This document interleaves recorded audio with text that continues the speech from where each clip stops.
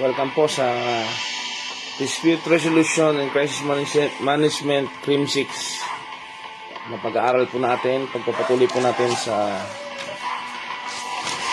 mga semester po na ito na pag-aaral ng mga estudyante po natin. Our title is about Dispute Resolution and Crisis Management. Pag-aaralan po natin ng nakaraan ang patungkol sa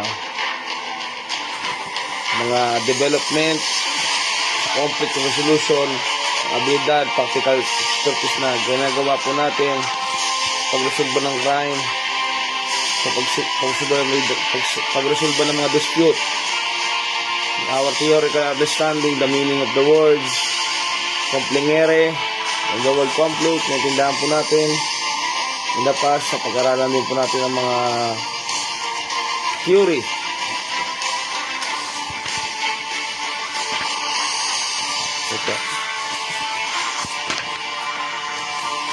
Okay, pag-aaralan po natin yung i-review ko lang po kayo doon. From the word conflict comes from the Latin word complingere, which means to come together for a battle of individuals.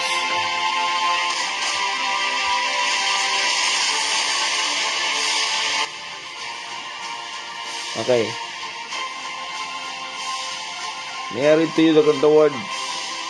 The word conflict states the tension and conflict arise when resource, status, and power are unevenly distributed between groups in society.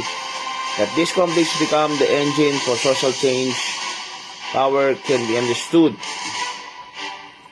Opo. And one's status related to others by class, race, gender, sexuality, culture, and religion, among other things. Yan po yung by Crossman 2019. Yan po yung sa conflict theory dyan po. As a distinctive aim to unmask that ideology, justifying some form of social economic. Okay, pag-aralan po natin yung mga iba-ibang theory. How about the rational theory? Adolescents have immature brains that cannot fully comprehend consequences. Humans are generally influenced more by their emotions than cold logic. Individuals who commit crimes often lack information or perspective, make a sound judgment. The historical understanding of rational choice assume a totally rational color, but humans are never totally rational. The major theories and how they affect after the about the criminology subject, the criminal theories and how they affect our policy. Okay. We're back to our past subjects, criminology, introduction to criminology, and to other related subjects. We review all of our past subjects. How about the theories of criminology that affects our policy? What is criminal behavior? Has been much more effective and efficient. Max's group started out as a small family business, and okay, what is criminal behavior, and what caused it? How society answers these fundamental questions plays an essential role in how it responds to crime. From developing crime prevention programs to designing incarceration system and rehabilitating criminals. Its the following theories have evolved with advent of more sophisticated technology and a current trend towards examining criminal behavior. And pwedeng i-apply natin yung criminology shape natin yung sa mind natin, i-apply natin. Each of the following theories have evolved with the advent of sophisticated technology and current trend towards examining criminal behavior had been impacted slower pace and changes in public policy. Okay, the contemporary theory suggests that the individuals who would be scared straight by punishment are already disinclined to commit crimes. Contemporary theory. Contemporary criminologies. I believe that policy based on rational choice theory should have more modest, specific targets and focuses. Social learning theory. Propose that we engage in either criminal or non-criminal behavior based on social environment around us, or that we are especially influenced by how other people reward or model behavior. Criminal behaviors are learned and can be counteracted by developing a social environment in which criminal behavior is not normalized. Okay? Labeling theory. Applying a label, whether that means informally designating a youth as a bad kid or a troublemaker, or more formal arrest or incarceration, record has having long-term effect on a given person. Labeling theory focus on reducing the negative repercussions of prior labels and providing opportunities for a new growth. Sociological theories.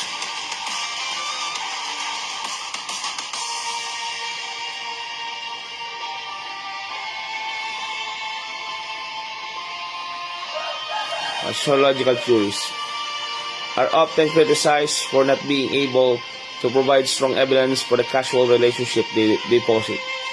Nevertheless, they are important because they complement the more individual focused biological and psychological theories, emphasize the language, ethnicity, class, and criminal behavior. Routine activity theory. Okay, take note nyo yung class, yung labeling theory, sociological theories, then social learning theory. Nandito na po tayo sa sociological theories. Are often criticized for not being able to provide strong evidence for the causal relationship they posit. Nevertheless, they are important because of complement the more individually focused biologically or psychologically theories, emphasize the language, ethnicity, class, and criminal behavior. The routine theory activity or routine activity theory provides a simple and powerful insight into the cause of crime problems.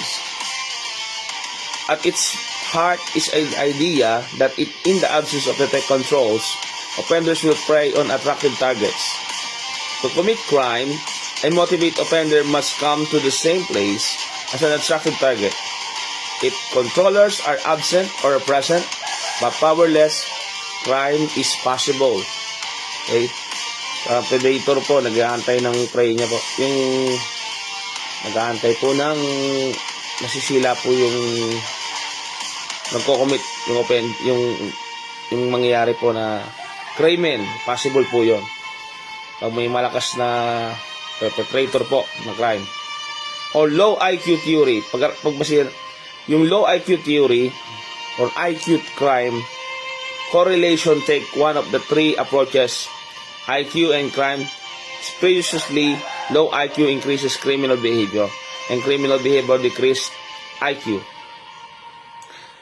The argument against IQ as a cause of a crime holds the school teachers and administrators treat students differently based on perceptions of the students' intelligence. Grammarly has helped me prepare not just briefs, but scripts that allow me to step into the argument against IQ as a cause of a crime with absolute confidence. I'm Alex Diaz. holds the school teacher and administrators treat students differently based on perceptions, the students' intelligence, giving negative labels and fewer educational opportunities to fewer students. This is the low IQ theory. Okay? Napahapyawan po natin yung tungkol sa major theory ng criminology po na makaka-apekto po sa crime causation in general po. So, pinag-aaralan din po natin dito yung crime and causation in general. Contemporary theory, contemporary criminologies, being a okay po. Being a criminologist po, we believe that policies based in rational choice theory should be more modest, specific targets and focuses. Pag-aralan po natin social learning theory, labeling theory, sociological theories, cognitive activity theory, and low IQ theory. We are more based on multiple na pinagkukunan natin po ng view po. Hindi lang po tayo based on one view. We know all things. We apply criminological aspect po in mga theory po natin. Theories and dako na sa theories of crime causation in general. Alienation and resentment lead students to delinquent peers in criminal behavior. Study social disorganization theory. This is one of the most important theories development by Chicago School related to ecological theories. The theory directly links crime rates to neighborhood ecological characteristics. A core principle of social disorganization that a person's residential location is a substantial factor in shaping the likelihood that they will become involved in illegal activities. The theory suggests that among determinants of person's illegal activity, resident location is significant or more significant than the person's individual characteristic, age, gender, or race. By Borsig, 1988. Yan po yung tinatag na disorganization theory or social disorganization theory. How about the strength theory? A strength theory in societies are composed of two core aspects, culture and society culture. In the realm of culture, our values, belief, goals, and identifies are developed. These are developed in response to the existing social structure of society, which is realized through positive identity. Okay? Yan po yung strength theory. Cultural goals are not in balance with the means made available by the social structure. And this is when structure strain occurs, and according to Merton, deviant behavior is likely to occur. Most people have similar aspirations, but they don't have all opportunities or abilities when people fail to achieve society's expectations through approved means such as hard work and delayed gratification. They may attempt to achieve success through crime. Okay? Remind ko lang po kayo, pinag-aralan po natin theories in crime causation in general in relation to dispute resolution and crisis management ang ating subject. Okay? In sociology and criminology, strength theory states that social structures within society may pressure citizens to commit crime. Okay? General strength theory, but theory also focus on perspective of goals for status, expectation in class rather than focusing on money. As a Merton theory does, example of general strength theory are people who use illegal drugs to make themselves better, or a student assaulting peers to end of harassment they cause. Yan po yung general strength theory. Social control theory naman po, most people would commit crime if not for a controls that society places on individuals through institutions such as schools, workplace, churches, and families. Theorists believe it is society's responsibility to maintain a certain degree of stability, certainty in an individual's life, to make a rules and responsibilities clear, and to create other activities to complement the art of criminal activity. Routing activity theory and social control theory are especially important when they analyze crime in impoverished areas. The effect of poverty on the likelihood of crime is no secret, nor it is a new phenomenon. Giving a child an alternative to a life of a crime is necessary under the theory of criminology. Conflict resolution strategies by Kenneth Thomas and Ralph Kingman, 2015. Develop 5 conflict resolution strategies. This instrument, more generally known as TKI conflict strategies, that people use to handle conflict. different people use different methods to resolve conflict. Yun po yung conflict resolution strategies. Okay? Thomas Kilmann models identifies two dimension. By Thomas Kilmann identifies two dimension people fall into choosing a conflict resolution strategy. Assertive and cooperativeness. Assertiveness involves taking action to satisfy your own needs, while cooperativeness involves taking action to satisfy other needs. Ito po yung napag-aralan natin before, yung by Thomas and Kilmann, yung 5 resolution. I-review ko lang po kayo. Avoiding, accommodating, compromising, competing, collaborating. Natakil na po natin to before. By avoiding, some who use the strategy of avoiding mostly tries to ignore or sidestep the conflict, hoping it will be resolved itself or dissipate. Accommodating, using the strategy of accommodating to resolve conflicts essentially involves taking steps to satisfy the other party concerning your demands, expenses, or your own needs or desire. While compromising, the strategy of compromising involves finding an acceptable resolution that will partly but not entirely satisfy the concern of all parties involved. Competing, someone who uses the conflict resolution strategy of competing tries to satisfy their own desires of that expense other parties involved. Collaborating, using collaborating involves finding a solution that entirely satisfies the concern of all involved parties. Okay? I-review ko lang po kayo sa pag-aralan natin. Pag-aralan po natin yung all about sa mga theory, rational theory, choice theory, the criminology theories that affect policy, the contemporary theory, our criminologist view, social learning theory, the labeling theory, sociological theories, routine activity theory, low IQ theory. Yan po yung mga nadaanan po natin ngayon. Okay po.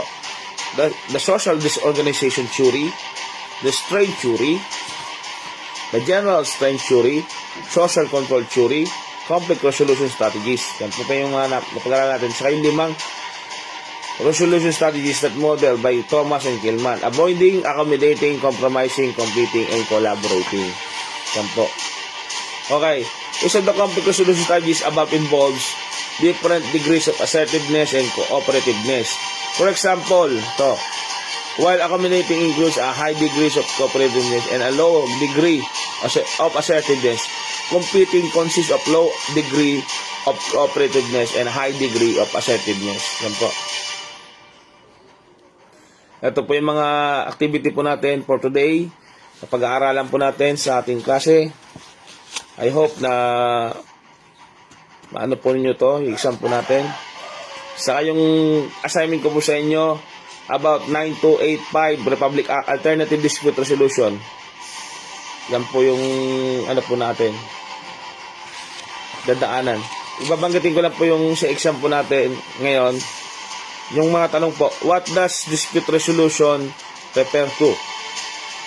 Una, what does dispute resolution refer to? 2. How can unresolved conflicts and substandard dispute resolutions impact society? 3. Which statement about alternative dispute resolution is true? Yan po. Mga nahanda po nating katanungan. What can affect public confidence in government service according to the information provided? Number 4 yon. Number 5, according to a social conflict theory, what is at heart at all social characteristic of human relationship? According to social conflict theory, what is at the heart of all social characteristic of human relationships?